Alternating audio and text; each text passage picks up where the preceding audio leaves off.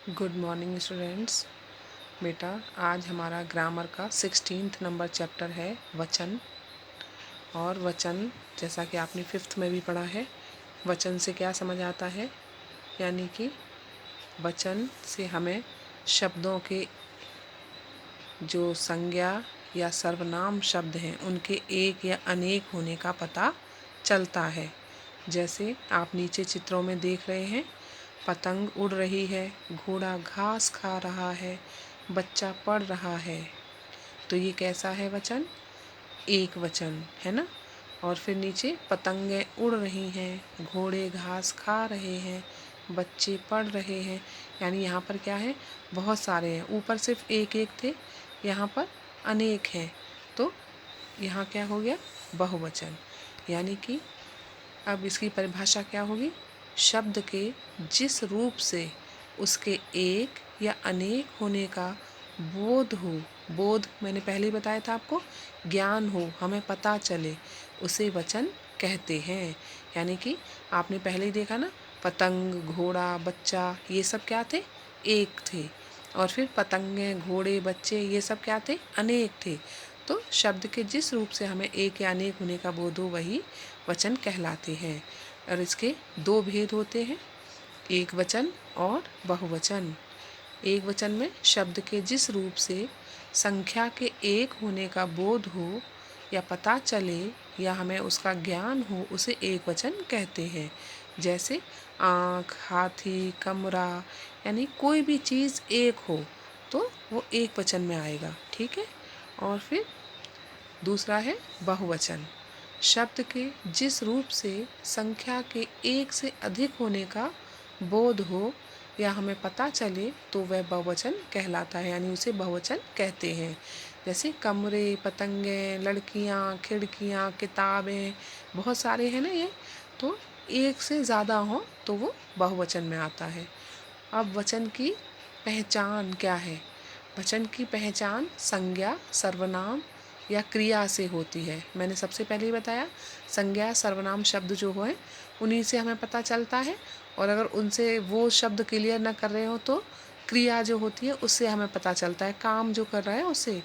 जैसे लड़की पढ़ती है तो सीधे ही पता चल रहा है पढ़ रही है, यानी एक है। और लड़कियां पढ़ती हैं माने अनेक हैं। ठीक है।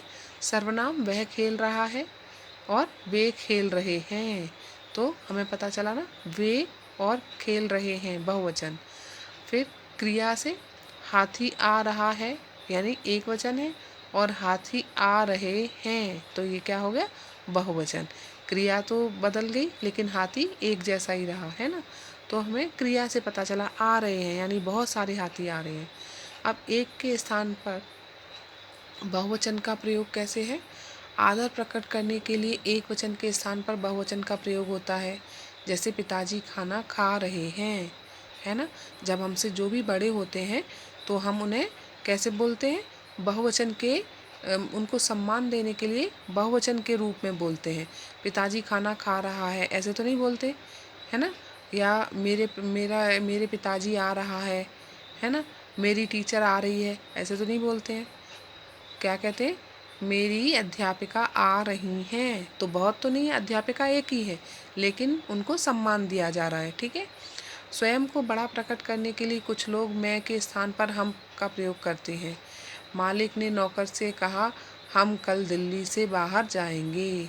यानी कि वो नौकर है तो वो कैसा है? छोटा है। और मालिक क्या है? बड़ा। अपने आप को बड़ा दिखाने के लिए वो हम शब्द का प्रयोग करते हैं, जबकि वो है एक ही, मालिक को एक ही है ना। तो अब है आकारांत पुल्लिंग शब्दों के अंत में आ के स्थान पर ए करने पर, यानी कि आ स्वर होता है और उसकी जगह एंड में ए स्वर निकलता है, तो वह एक वचन से बहुवचन में शब्द चेंज हो जाता है और वो बहुवचन का रूप बन जाता है। ठीक है। तो ऊपर वाले दोनों आपको पता चल गए, क्लियर हो गए। एक तो आदर देने के लिए और एक खुद को बड़ा दिखाने के लिए। हाँ। अब है लड़का, लड़के, बच्चा, बच्चे, बेटा, बेटे, यानी कि एक ही मात्रा लग गई तो वो एक वचन से बहुवचन बन गया। ठीक है। अब है अ के स्थान पर ए, यानी कि एक ही मात्रा और बिंदु। ठीक है। जब ये सिंगल होती है तो कैसे रहता है, ए और चंद्र बिंदु, ठीक है। लेकिन जब शब्द पर मात्रा लग जाती है एक ही, तो फिर डॉट लेते हैं, चंद्र बिंदु नहीं लेते हैं। पुस्तक पुस्तकें, दीवार दीवारें, किताब किताबें। अभी क्लियर हो गया होगा, है ना। फिर है अकारांत स्त्रीलिंग शब्दों के अंत में आ के बाद ए जोड़ देने से, यानी कि स्त्रीलिंग के जो शब्द होते हैं उनमें आ की स्वर निकलता है एंड में। कन्या कन्याएं, शाखा शाखाएं, ठीक है। लता लताएं। अब है इकारांत या ईकारांत स्त्रीलिंग शब्दों के अंत में ई या ई को इया कर देने से, यानी लड़कियों के स्वर में जब स्त्रीलिंग स्वर में ई या तो बड़ी ई या तो छोटी ई की मात्रा निकलती है स्वर के अंत में एक वचन में, तो उसमें जब बहुवचन का हम बनाते हैं तो इया लगा देते हैं, यानी कि छोटी ई की मात्रा और या। जैसे लड़की लड़कियां, तिथि तिथियां, देखो यहाँ छोटी है, घड़ी घड़ियां, यहाँ बड़ी है ना। अब है उकारांत या ऊकारांत स्त्रीलिंग, यानी जो शब्द है उसके अंत में से या तो बड़े ऊ की आवाज़ आ रही हो या तो छोटे ऊ की आवाज़ आ रही हो, तो उनके स्थान पर बहुवचन में ऊए बना देते हैं, तो वो बहुवचन का शब्द बनता है। जैसे वधू तो वधुएं, बहू तो बहुएं। अब है छोटा ऊ, वस्तु वस्तुएं, धेनु धेनुएं, यानी कि इसमें क्या हो गया है, छोटा ऊ है चाहे बड़ा ऊ है, दोनों का जब बहुवचन बनाएंगे तो क्या हो जाएगा, ऊए, छोटा ऊ रहेगा और ए, ठीक है। अब या के या अंत वाले स्त्रीलिंग जिनमें या आता है, जैसे चिड़िया बुढ़िया गुड़िया, तो इनका क्या बन जाता है, या, यानी उस या के ऊपर चंद्र बिंदु लग जाती है। चिड़िया बुढ़िया गुड़िया, ये आपका क्या बन गया, बहुवचन हो गया। इजी है ना वचन चेंज करना। अब है कुछ शब्दों के अंत में वृंद वर्ग जन लोग गण आदि शब्द लगाए जाएं तो वे बहुवचन बन जाते हैं, यानी कुछ शब्द ऐसे हैं जिनके पीछे ये शब्द जो आपको दे रखे हैं, या तो वृंद या तो वर्ग या तो जन, ये शब्द लगते हैं, लोग गण, तो वो बहुवचन होते हैं। जैसे पाठक तो पाठक गण, अध्यापक अध्यापक गण, ये बहुवचन बना। नेता नेतागण, आप लोग, आप माने एक, आप लोग माने बहुत सारे। मजदूर मजदूर वर्ग, अधिकारी अधिकारी वर्ग, विद्यार्थी विद्यार्थीगण, गुरु गुरुजन। आ गया, सारे चारों के चारों यूज़ हो गए। अभी आपको समझ आ गया होगा।